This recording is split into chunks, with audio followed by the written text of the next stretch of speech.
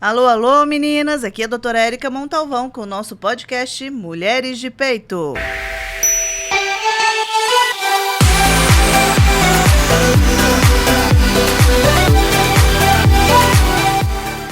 Alô, alô, meninas! Mais uma gravação. Você sabe qual que é essa gravação? Tá vendo? Ninguém sabe, nem eu. Primeiro eu queria dar alguns recadinhos para vocês. Nosso podcast está no YouTube, doutora Érica Montalvão. A gente já tem algum número bom, tá? Depois eu conto para vocês, eu vou procurar aqui. E no Spotify, Mulheres de Peito. Se vocês forem tanto no YouTube quanto no Spotify, vocês podem se inscrever e seguir. E o YouTube reconhece como uma informação importante e começa a enviar para mais pessoas esses temas que vale a pena a gente discutir no dia a dia. Ou, se não discutir, pelo menos ouvir, né? De alguma forma a gente aprende alguma coisa. Hoje, esse tema, a gente já estava pensando em trazê-la de novo para cá. Ela já esteve aqui falando um assunto também da área dela. Ela é a psicóloga Ângela Godoy. Ela é uma empreendedora, já sabe por que ela está aqui, né? Quem me conhece já sabe. Fundadora do projeto Cereus, certo? E a psicóloga. Na verdade, a psicóloga vem primeiro, ok? A gente vai falar um pouquinho de tudo, mas primeiro a gente vai conhecer a Ângela. Obrigada. Fala um pouquinho sobre você, Angel. Eu chamo de Angel porque a gente se conhece há trocentos anos, gente. Muita gente tinha me chamado de Angel, então eu falo que eu estou assumindo esse meu lugar, né? Assim, eu acho que empreender tem trazido isso um pouco. Obrigada pelo convite, né? Eu acho que eu costumo me apresentar mesmo como psicóloga, que ainda é meu carro-chefe, é o meu lugar no mundo. Mas, claro que a minha nova empresa, Cereus, derivou disso, certo? Então, sou psicóloga e trabalho com desenvolvimento infantil. É isso que eu encho a boca para falar. Você é daqui? Conta um pouquinho de você. Não, sou de São Paulo, mas já estou em São José há 20 anos. Não troco São José por qualquer coisa, né? Eu falo que a gente mora aqui num lugar privilegiado e tenho tido o prazer de circular muito pelo nosso parque tecnológico aqui, que é um polo de inovação importante. Eu falo, as coisas que eu tenho descoberto lá colocam São José num lugar mais top ainda na minha vida, né? Trabalho com clínica infantil já há muitos anos, atuo com bebês, crianças e adolescentes, e toda a família que passa por mim sempre sai um pouco mais inteligente, eu falo, porque essa é a minha abordagem de trabalho. Quando a gente se conhece, a gente melhora, né? Isso aí. Ângela, fala para mim, a sua linha no consultório, na sua clínica, tem uma linha específica que você trabalha? Eu trabalho com abordagem cognitiva, né, que é a precursora lá da neuropsicologia. Então, tudo que eu vou entendendo sobre as crianças passa pelo funcionamento do cérebro. Mas eu falo que devia ser premissa para todo mundo que trabalha com criança entender de psicomotricidade, entender de mediação, né, na sua relação com o outro. Então, eu vou me embrenhando por todos esses teóricos aí do desenvolvimento infantil junto com a cognição, mas sigo a psicologia cognitiva. Mas é muito difícil, porque criança você tem que ler entre linhas, né? Sim. E eu acho que essa é a beleza de trabalhar com criança. Eu gosto muito de trabalhar com criança. Quando eu acho que o meu trabalho é pesado, eu falo que eu tenho recompensas todos os dias, então não tem nada de pesado ali, apesar de trabalhar com saúde mental, né? Estou trabalhando com saúde mental. E eu trabalho, em geral, com as alterações de desenvolvimento. Então, são cenários que não são fáceis de se viver. Mas tenho tido o prazer de contribuir com o mundo nisso, né? Não ter o prazer, não ter, assim, leveza, às vezes, em viver a alteração de desenvolvimento no dia a dia, mas meu trabalho é ajudar o outro a encontrar encanto nisso, né? Ele se encantar na relação com o filho. Você percebeu que aumentaram os diagnósticos ou aumentaram os doentes? Se é que a gente chama de doença. Eu acho que a gente vive um fenômeno social ligado ao tempo, né? O tempo tem abreviado as nossas percepções e as nossas relações. Por que eu digo isso? Quando a gente fala em desenvolvimento, a gente está falando de alguém que não está desenvolvido, está se tirando do envolvimento para chegar na sua função final ali, né, no seu projeto final, que qual é? Se a gente ainda está se descobrindo quando adulto, hoje até enquanto idoso, né, mas pensando a infância é um momento muito rico que a criança ainda está se descobrindo e ela precisa muito da intervenção do meio e do outro. Quando a gente fala de um aumento nos casos de diagnóstico, é claro que a gente tem hoje manifestações de alteração de desenvolvimento na infância muito mais frequentes do que há algumas gerações atrás. Mas a gente também tem esse atravessamento do tempo na observação sobre o processo da criança. Ao invés de eu identifiquei que tem alguma questão com aquela criança, ajudá-la a chegar num lugar melhor, né, se desenvolver melhor, eu já vou e fado ela a um diagnóstico. Ah, entendi. Então, na verdade, a gente está delegando esse cuidado da criança, porque os pais acabam tendo que sair para o mercado de trabalho. A criança se ela está bem, você toca o barco. Se ela não está, você já entra como se fosse um tratamento, porque tem alguma coisa de errado. E não necessariamente é. Que cada criança desenvolve no seu tempo e no seu ritmo. Isso. E não só isso, né? A gente hoje tem uma mudança social em relação a espaço físico. Então, as crianças moram em espaços menores que antigamente. Relacionamento social. Elas não têm o grupo se estimulando, né? Então, as gerações atrás, elas tinham muito irmãos, elas tinham vizinhos, elas tinham primos, em que o próprio fato de conviver um com o outro motivava aquela criança a ganhar uma outra habilidade, né? A ser mais rápido que o outro, a ser mais esperto, a querer estar no meio daquele que fala piadinha, gracinha, a entender mais. Hoje a gente já não tem isso. E sim, a gente tem menos adultos disponíveis, porque a gente tinha as crianças em casa com algum adulto que contava a história, que apresentava o mundo, que permitia, que não permitia, que fazia o lanche X, o lanche Y. Hoje não. Mesmo que os pais trabalhem em casa com o advento do home office, as crianças estão vivendo experiências solitárias, né? Sozinhas. E isso, claro que vai impactar o desenvolvimento infantil. E aí, qual é o lugar onde elas têm para se experimentar, por exemplo, socialmente? Na escola. Porém, a escola, ela tem tempo marcado para começar e acabar. Ela tem regras muito estreitas, em geral, para você seguir. Um número de crianças grande para uma pessoa ou duas avaliarem. E ela não pode se machucar, a escola não pode errar, a escola deve satisfação para quem contratou o serviço dela, ou mesmo se a gente estiver falando de serviço público. Então, a criança vai ficando cerceada de uma redução de experiências psicomotoras, relacionais, linguísticas. Obviamente, isso vai influenciar no desenvolvimento dela.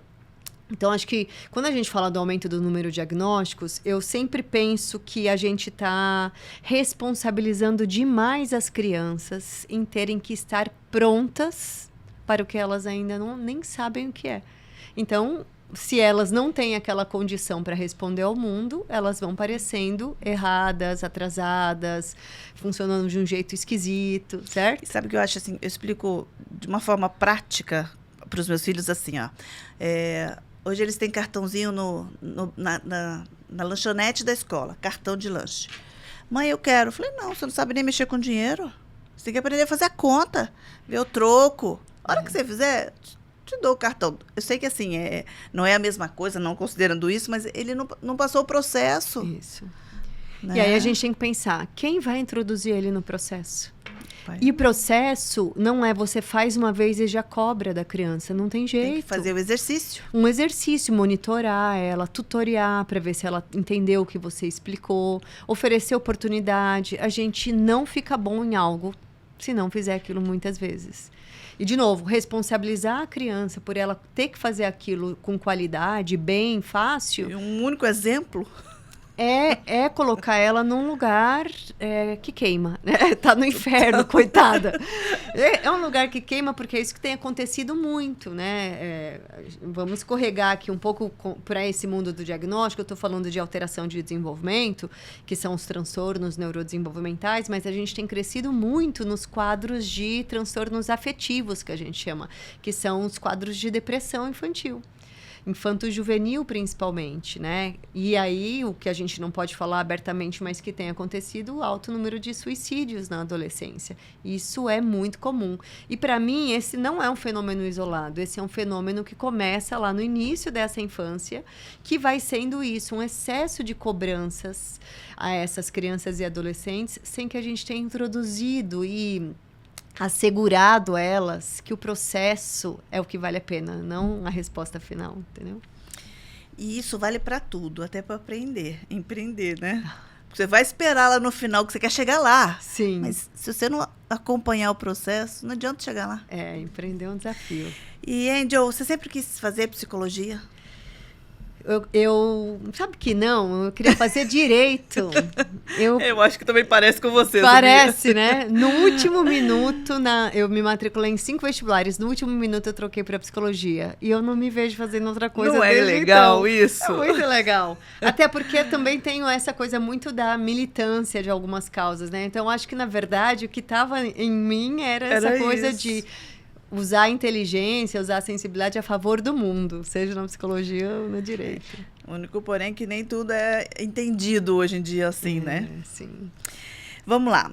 Você tem um projeto super legal, que eu sou encantada com ele, porque eu sei que agora não me afeta tanto, mas afetam as crianças. Eu tô falando isso porque as crianças já estão crescendo, viu, gente? Mas afeta as crianças. E eu senti na pele e percebi, eu falo isso para todo mundo, que se a gente pegar lá embaixo, voa. Isso. Né? Eu tive um exemplo em casa, ele está voando. Voando. Que legal. Então, explica para mim o que é esse projeto. Aliás, primeira coisa, primeiro o que é e como que surgiu a ideia desse projeto. Fantástico. Então, a gente está falando da Cereus. A Cereus é uma plataforma de gestão de dados educacionais e de personalização de ensino.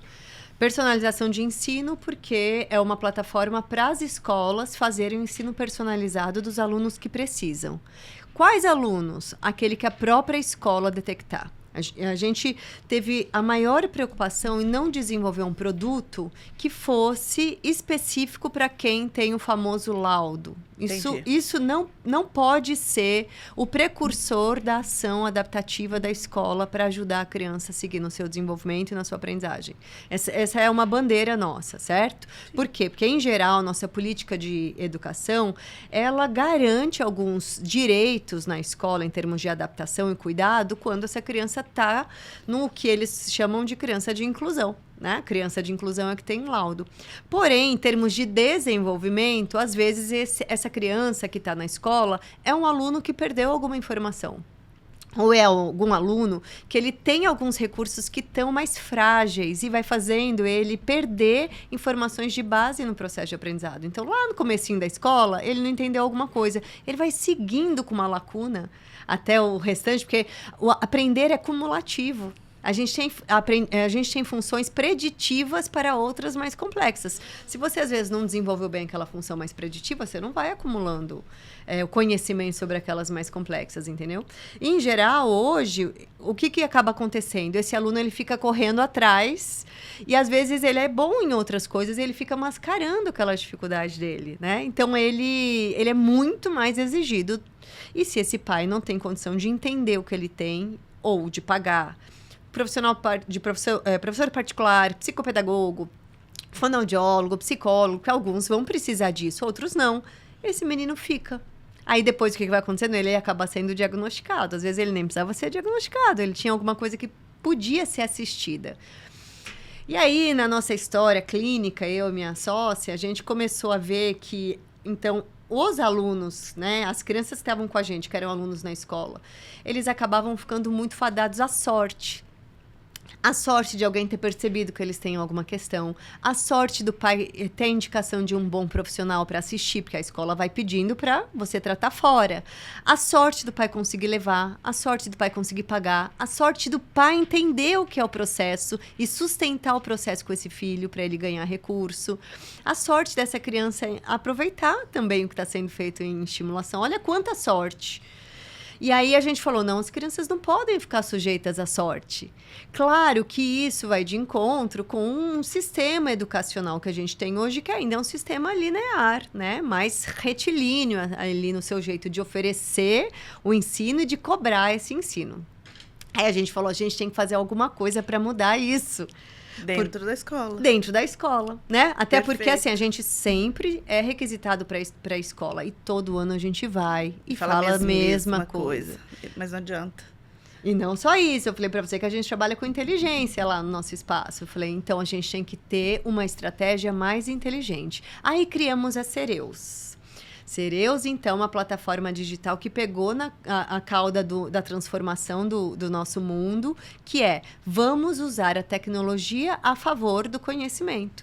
Então, a gente tem conteúdo dentro da Cereus para que, a partir daquele conteúdo, a escola trie o aluno que não está acompanhando como deve e, a partir da triagem que o próprio professor faz, ele já personaliza o ensino dele. E o legal é que tira a responsabilidade do professor de descobrir isso. Ah, você demorou para descobrir, você não viu. Isso. E não só tira a responsabilidade, mas coloca como protagonista nisso. Isso é bacana, de um jeito bacana. Mas tira a carga de ser cuidado só pela área da saúde. Mas sim, cuidado dentro da escola. Até porque a escola é o lugar da saúde. A gente não pode separar a saúde e a educação. Você quer lugar mais saudável que a escola, no sentido de que ali que a criança vai ter um monte de informação. Tem um pai que está aprendendo a ser pai, porque só tem um único filho, vai sempre aprender na primeira fase da vida dele. Ele não tem nenhum parâmetro, a escola tem vários parâmetros, porque ele tem numa sala de aula a mesma faixa de idade, o mesmo nível de desenvolvimento. Ele pode chegar para esse pai e falar, olha, tem alguma coisa aqui que está diferente. Isso não necessariamente precisa ser para buscar um tipo de diagnóstico, um tipo de tratamento, mas ele está ajudando esse pai a crescer no desenvolvimento dele também. Ele tem multi-universos lá de estimulação dentro da escola. Olha quanta oportunidade que se tem dentro da escola para que a saúde prevaleça. Então, a nossa ideia com a Cereus foi que fosse um instrumento para a escola poder ser promotora de desenvolvimento saudável. E aí você falando assim, a gente raciocina que as crianças hoje passam mais tempo na escola do que com os pais. E a gente está nesse momento ainda, porque agora, né, a onda das escolas, principalmente privadas, mas as estaduais também, é que você fique um período na escola e no outro turno você tenha várias outras atividades. Né? Então, elas vão passar mais tempo na escola mesmo. E nunca mais, Érica, a gente vai saber tudo o que a gente precisa. Então, a gente, enquanto profissional da saúde, tem que somar com a educação e tem que usar tudo que a gente tem a nosso favor, a tecnologia é um desses instrumentais, para poder levar a informação do jeito que precisa. Então, estou falando que nunca mais a gente vai saber, por quê? Porque o professor está ali na linha de frente. Ele não tem que saber só do conteúdo que ele tem que dar no segundo ano, que é diferente do quarto ano.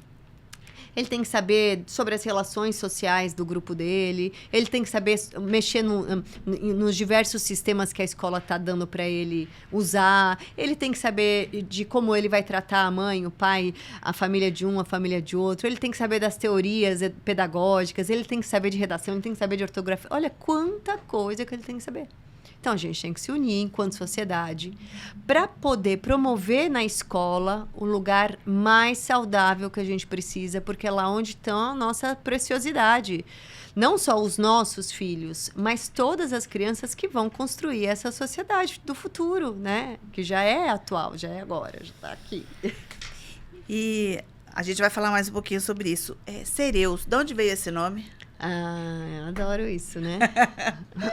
Porque, além da cognitiva, eu estudava fenomenologia existencial. Então, sempre vai ter um cunho existencialista nas minhas caminhadas.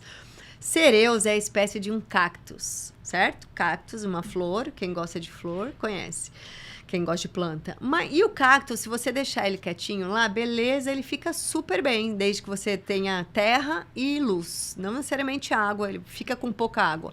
Mas se você der a condição certa para ele dá flor, ele floresce. Então, a ideia é que a plataforma terreno para a escola, dar o que melhor aquela criança precisa para ela alcançar a sua condição e florescer, né? E ser o que ela veio para ser. É isso. Que legal esse nome, hein? E fala para mim, tem escolas que já estão usando sua plataforma, já está testando, já está trabalhando com ela? Sim, a gente está em algumas escolas, é um produto muito novo, a gente começou a comercializar o ano passado. Então, é uma startup, né, na área de educação, que eles chamam de EdTech. Então, startup, você vai construindo e já vai melhorando ela enquanto você está construindo, na velocidade da luz. Então, a gente lançou o produto, estamos hoje em algumas escolas. Eu falo, ainda não dá para ser para todas as escolas, né? Porque ela pressupõe uma mexida importante no corpo docente. No sentido de que é um material robusto para que os professores se debrucem e entendam daquilo. Tanto que, olha que legal, a gente desenvolveu o produto mirando nas crianças, dos alunos, mas a gente acertou nos professores e no maestro, que é o coordenador, certo? Porque o professor aprende com aquilo. Ele está o tempo todo, enquanto ele está se relacionando com o conteúdo para fazer a avaliação do aluno, ele está aprendendo com aquilo. Então, quem ganhou? Já tiramos a responsabilidade da resposta ser só do aluno. A responsabilidade da resposta que o professor apura está na maneira como ele entendeu aquele conteúdo, no material que ele usa, na estratégia que ele usa para aferir aquilo. Quem coordena aquilo? O coordenador, então, ele tem que alinhar toda aquela teoria, aquela nomenclatura com os professores. Então, a escola ela vai ficando mais uníssona, né? Assim, mais unida, inclusive, no que ela precisa olhar e ver, né? Porque, às vezes, a gente olha e não vê, mas o que ela precisa olhar e ver. A gente está saindo dessa era da escola só de conteudista, né? Estou ensinando conteúdo e tchau, até o próximo ano, porque ela também está entrando nessa esfera desse cuidado, né? Antes a gente realmente ia para a escola, estudava, eu voltava em casa, estudava e fazia a prova. Só. Agora não dá mais. E fala para mim, como que faz para a escola, qual que é o critério para a escola ter esse projeto seu, essa plataforma? Tem algum? Ela tem que querer. Estamos aí para levar para você. É o que a gente chama de sistema por assinatura. Ela contrata a Cereus com a gente. E aí ela contrata pelo número de alunos ou salas que ela vai usar, né? E paga uma assinatura mensal por isso. O tempo todo a gente está tentando deixar isso cada vez mais acessível para a escola, para o professor. Porque o nosso objetivo é transformar. Né, ser ponte. A gente está aqui oferecendo conteúdo para o professor usar essa ponte e chegar cada vez mais perto da necessidade do aluno. Então, todo o conteúdo na Cereus é baseado no desenvolvimento infantil voltado para a educação. Então, você não vai ver nenhum termo técnico da psicologia lá, da fonoaudiologia, de qualquer outra área da saúde que ampara a educação acontecer. Não, foi tudo pensado para a educação. Então, é bem bacana mesmo. Você foi falando, você sabe que eu vou loucubrando, né? Como diria em Minas lá. E pode acontecer de quem está à frente da sala de aula não ter vontade ou não querer fazer essas respostas corretamente, dar esse resultado corretamente. Tem alguma forma de vocês pegarem assim de jeito? Não é chamar atenção, não é isso assim. Pegar isso aqui tem alguma coisa de errado. Isso, tem? Muito legal. Duas coisas, né? Primeiro que todo mundo está em desenvolvimento, não só os alunos. O professor também. Então, essa é a nossa ideia com a plataforma, que a gente vai analisando os dados que eles vão produzindo. Estamos trabalhando com inteligência artificial para poder construir o padrão de análise que a gente entende que precisa ser feito. De novo, usar a tecnologia a nosso favor, certo? Mas nesse primeiro momento, a gente está analisando os dados por trás aqui com a nossa equipe que está criando o produto. O tempo todo a gente está vendo se há lógica na resposta do professor. Porque o conteúdo precisa ser entendido pelo professor. E aí a nossa gama de ação fica junto do coordenador. Por quê? O professor pode ir embora, o professor pode entrar em licença, o coordenador também. Mas tem que ser padronizado, né? Isso, mas o coordenador, ele é o grande responsável hoje em fazer a orquestra acontecer. A música não é reunião de notas, música é harmonia. Então, a gente tem atuado muito com o coordenador. Geralmente, as escolas têm uma equipe de coordenação, né? Mas para que essa equipe de coordenação ganhe consistência no entendimento do conteúdo da Cereus. Porque ali não é diagnóstico, né? E assim, eu tô falando isso como preocupação de pais. Isso. Porque, meu filho vai ficar diagnosticado com alguma coisa e registrado lá que ele tem um problema para séries consecutivas, por exemplo. Entendeu? E isso é uma preocupação que eu tenho certeza que você já deve ter escutado falar de algum pai. Escola não dá diagnóstico. O diagnóstico que a escola tem que fazer é educacional lá, certo? E a gente não tem, quanto Cereus, essa pretensão de dar diagnóstico em nenhum momento. Claro que a gente fez um arcabouço de saúde para amparar a escola. A escola tem vivido uma situação delicada em relação à saúde, né? Qualquer dificuldade tem sido laudada, então a escola é inundada por diagnósticos médicos, psicológicos dentro dela. Mas a ideia é que a escola lide com o conteúdo que ela precisa. Então, quando eu falo de desenvolvimento infantil, a gente está falando de hierarquias nesse desenvolvimento, de linearidade. Quando eu falo de processos de aprendizado escolar, a gente também está falando de funções preditivas que você precisa ter para ir acumulando outras e esse conhecimento poder crescer, ficar forte, né? Eu falo com as famílias que eu acompanho, que eu falo assim, precisa de músculo. Não tem músculo para pensar aqui, então a gente precisa dar músculo. Então, o que a gente faz com o conteúdo da Cereus é ajudar a escola a entender aonde no processo que parou. Vou dar um exemplo bem concreto, tá? Para ficar bem ilustrado aqui. O ensino infantil está trabalhando a matemática pulverizada nas ações de dia a dia. Você não pega um número especificamente e ensina a criança a fazer conta. A numeracia vai acontecendo naturalmente nesse processo.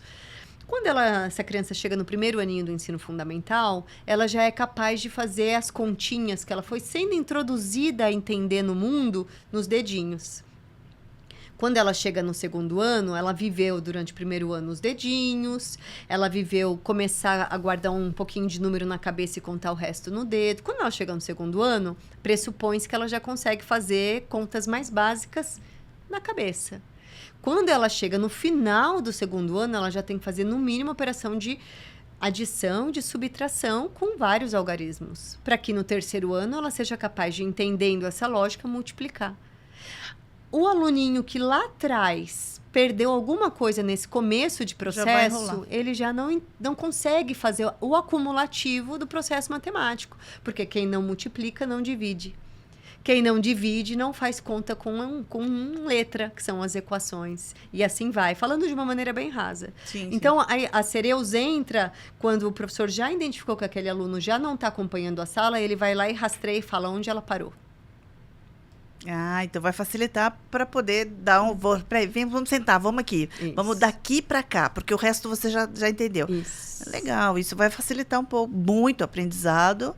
E é o que a gente precisa fazer com os alunos. Porque, claro, se você não vai e dá o que aquele aluno precisa, ele vai continuar arrastando essa dificuldade, certo? Mas quando você dá o que ele precisa, às vezes ele pode parar de ser acompanhado de uma forma mais específica ali na escola, porque ele já fez a plataforma que estava frouxa. Tem alguma chance disso não ter a leitura correta da criança? Depende de quem professor, escreveu.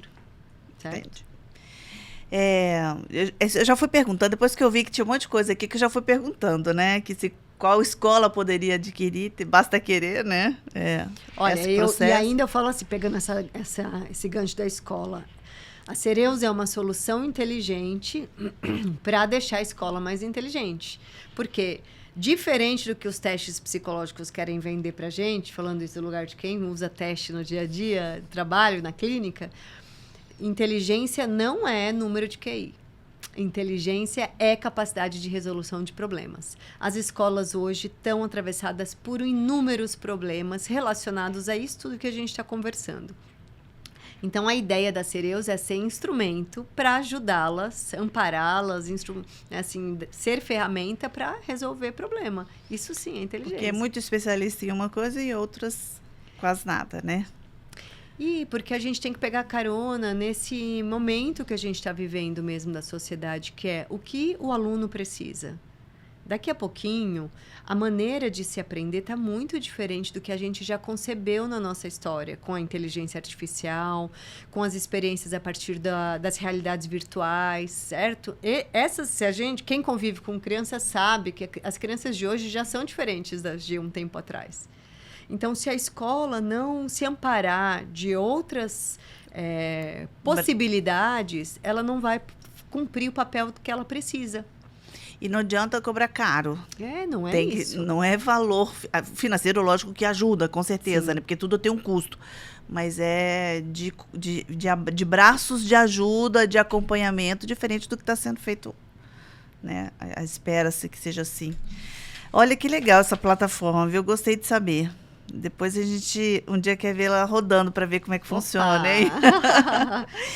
Outro tema muito legal, é assim, o projeto, assim, se deixar, a gente vai perguntando um monte de coisas, mas assim, vou deixar vocês quererem descobrir. Onde acha? Você falar no Instagram tem? No Instagram tem, @planocereus, e também no site planocereus.com.br. Olha só, quem quiser saber mais sobre essa plataforma, pode pesquisar, que já tem um monte de coisa para saber. E a Ângela trabalha com psicologia infantil e educação, né? Isso para a gente é muito importante. Os pais hoje, como trabalham fora, precisam de muita ajuda. E às vezes a gente também não tem esse recurso para perceber, né? E qual que é a importância do apoio do psicológico para a criança, no desenvolvimento da criança? Porque a gente sabe assim, os pais... a gente tem um papel que a gente não consegue muita coisa. E às vezes a gente não percebe mudanças sutis ou poucas mudanças das crianças que se a gente pegar no começo, a gente sabe que resolve fácil. Essa importância do apoio psicológico, você acha que deveria ser ampla ou só quando a gente perceber que tem alguma coisa?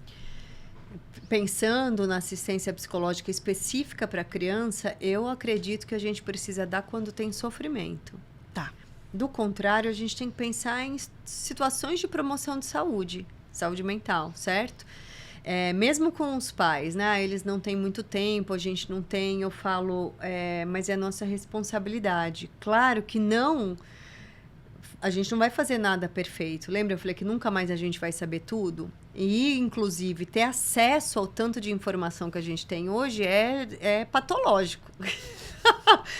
A sociedade não tem maturidade para lidar com tanto de informação que a gente tem. Sociedade é gente, pessoas mesmo, porque nós somos adultos de uma fase de transição da era humana, certo? No sentido de que a gente queria falar com alguém antes, a gente tinha que esperar a pessoa chegar em casa para atender o telefone, um ou outro tinha secretária eletrônica, certo? Agora, quando a gente terminar nosso encontro aqui, tem 78 mensagens no WhatsApp de cada uma. Verdade. Além do e-mail, das redes sociais, isso tudo é gente que a gente precisa comunicar. E aí é muito controverso que na era do conhecimento e da comunicação, o que mais falta para o desenvolvimento da saúde mental de todos é comunicação, certo? É desenvolver trocas, porque quando a gente está conversando, a gente está ouvindo o outro, o que é interessante para ele, o que foi fácil, o que foi difícil, o que foi gostoso. Aí a gente está falando sobre a gente. Às vezes o seu filho não sabe de um gosto específico que você tem sobre algo. Às vezes nem você sabe que ele tem um amigo que ele não gosta, mas que ele convive. Às vezes, eu falo, quem tem filho, mais de um filho, né? Às vezes você bota todo mundo no mesmo pacote. Vai na mesma escola, vai no mesmo horário, vai não sei o quê. Mas às vezes você não percebe peculiaridades entre o gosto dos dois, porque tá tudo sempre no mesmo combo.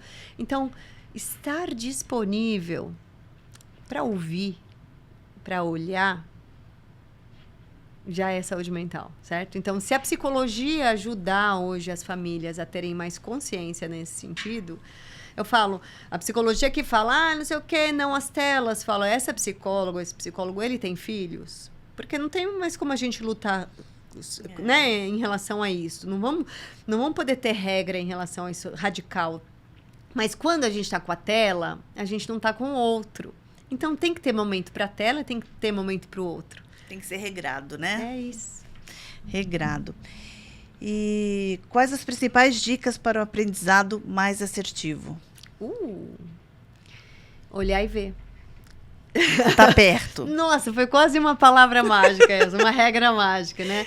Olhar e ver porque aí a gente vai observar o processo, né? Certo? Quando eu falo de processo é rico. Processo é tudo. Eu falo, olha, você sabe que as empresas, as grandes corporações, as pequenas também, elas têm investido muito em processo para que as coisas deem certo. Por que a gente não faz isso com as crianças? A gente acha que não precisa, certo? É que a gente não teorizou isso.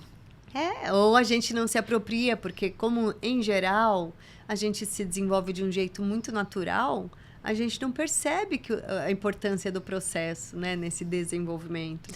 Por isso que surgiram várias frentes relacionadas a esse assunto. Antes não tinha tanto assim, né? Eu não me lembro lá atrás.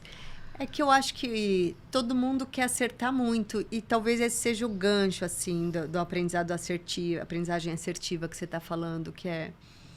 Talvez, principalmente nós mulheres, né, que a gente tem uma veia de sensibilidade mais aguçada que os homens, ainda que os homens estejam crescendo nisso, o nosso forte sempre foi a sensibilidade. Mas quando a gente fica muito ocupada em ter todas as teorias, as informações a nosso favor, a gente está preocupado em usar da cognição e não do coração, né?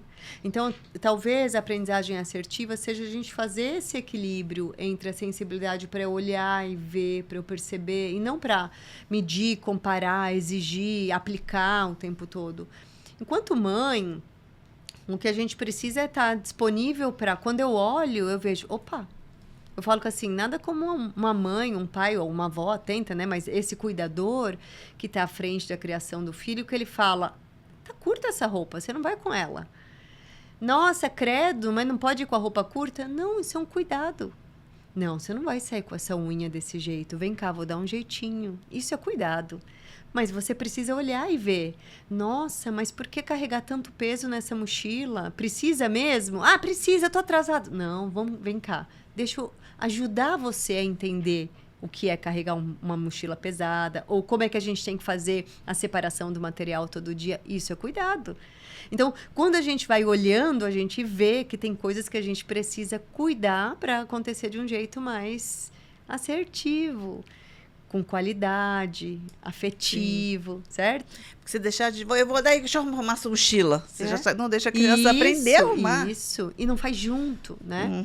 Ah, mas temos que criar memórias afetivas. Isso são fotos na rede social. Não, memórias afetivas são tudo que você vai ensinar para uma criança que tem uma figura de afeto junto dela. Obviamente que ela vai aprender com muito mais propriedade do que só algo mecânico, né? Vou fazer agora, colocar a tecnologia nesse lugar ruim, porque a gente vai ter que ter discernimento nisso. Ah, então tem um monte de aplicativo para a criança aprender as coisas sozinha. Cadê o afeto? Não vai pegar ali igual. Aquilo não é aprendizado. Aquilo é tentativa e erro. Às vezes ela aprende com aquilo. O aprendizado é alguém mentorou ela no processo. Alguém tutoriou ela para ela pensar e não sair tentando e alguma hora ela acerta. Aí sim, a gente tem a garantia de que aquilo que ela está fazendo tem mais sentido. Por isso que a gente está investindo nos professores, na Cereus. Eu sempre voltando na Cereus e na escola e no professor. Mas acaba exatamente sendo isso. Professor é fenomenal nesse sentido. Ele tem que dar a mão para a mãe e para o pai. Eu falo assim, lembra na pandemia que a gente queria que os filhos aprendessem dentro de casa? E o filho falava, você não sabe fazer, a minha professora que sabe. Bem isso. É disso. A professora tem uma figura de autoridade internamente nesse aluno que a gente não vai ter igual. Então, a gente tem que apostar nesse professor como aquele que conduz, que tutoria esse aprendizado do aluno, que tem referência afetiva dentro dele, majestosa. E temos que ajudar o professor a levar essas crianças para frente. Que chegue logo esse projeto para várias crianças. Né? E eu já recebi a orientação que eu estou esgotando e eu já esgotei meu tempo, eu não sei. Mas eu vou fazer uma última pergunta, tá bom? Vou fazer uma última. Qual orientação você deixaria para os pais em relação à educação, à saúde mental dos seus filhos? Outro podcast difícil, só, né? Para isso, né? Eu falei difícil isso, né? Mas assim, no mínimo, acho que você falou o tempo inteiro isso aqui. Tem que estar junto, tem que olhar e tem que fazer parte. Façam junto, né? Estejam. É muito rápido, a infância passa muito rápida, né?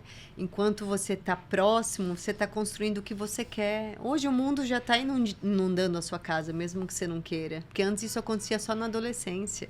Agora, a gente fala das adolescências precoces na infância, infelizmente é por causa disso. Elas já estão com vários modelos dentro do dia a dia delas que antes elas não tinham. Então, enquanto você puder, esteja junto. Seja. Muito bem. Já a gente conhece esse projeto mais de perto, hein? Isso aí. Conte com a gente. Obrigada, Ângela. Obrigada pela conversa. Obrigada. Volte mais vezes. Foi ótimo. Obrigada.